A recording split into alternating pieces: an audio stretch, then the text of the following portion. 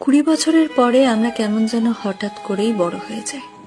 হাওয়ায় ভাসতে থাকা ফুরফুরে চঞ্চল জীবনটাই হঠাৎ যেন রেসপন্সিবিলিটি, কমিটমেন্ট, হার্ডওয়ার্ক এমন সব কঠিন কঠিন শব্দগুলো লাগাম লাগিয়ে দেয়। জীবনে ঠিক কি করতে চাইছি এটা বুঝতে বুঝতেই শখের বাক্সে তালা মেরে হাতে তুলে নিতে হয় দায়িত্ববোধের চাবি। বাইরে বেরোতে ইচ্ছে করে না, বন্ধুদের ফোন ধরতেও ইচ্ছে করে না। কেমন যেন সবকিছুর ওপর থেকে হঠাৎ করেই বিশ্বাসটা উঠে যায়। সব সময় শান্তি খোঁজার এক আপ্রাণ চেষ্টা চলে মনে। নির্ঘুম রাতের তারারা সাক্ষী থাকে এই গল্পগুলোর।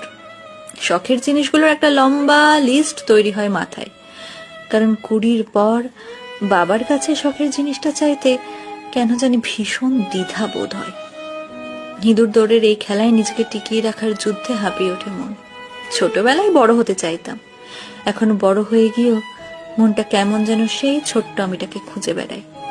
20 পর আমরা আসলেই বড় হয়ে যাই।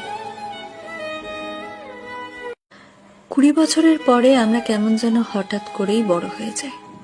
হাওয়ায় ভাসতে থাকা ফুরফুরে চঞ্চল জীবনটাই হঠাৎ যেন রেসপন্সিবিলিটি, কমিটমেন্ট, হার্ডওয়ার্ক এমন সব কঠিন কঠিন শব্দগুলো লাগাম লাগিয়ে দেয়। জীবনে ঠিক কি করতে চাইছি এটা বুঝতে বুঝতেই শখের বাক্সে তালা মেরে হাতে তুলে নিতে হয় দায়িত্ববোধের চাবি। বাইরে বেরোতে ইচ্ছে করে না, বন্ধুদের ফোন ধরতেও ইচ্ছে করে না। কেমন যেন সবকিছুর ওপর থেকে হঠাৎ করেই বিশ্বাসটা উঠে যায়।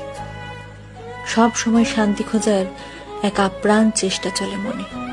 নির্ঘুম রাতের তারারা সাক্ষী থাকে এই গল্পগুলোর।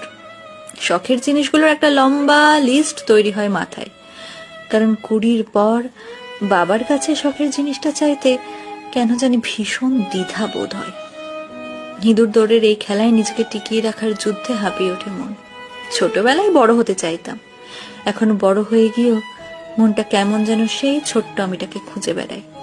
20 পর আমরা আসলেই বড় হয়ে যাই।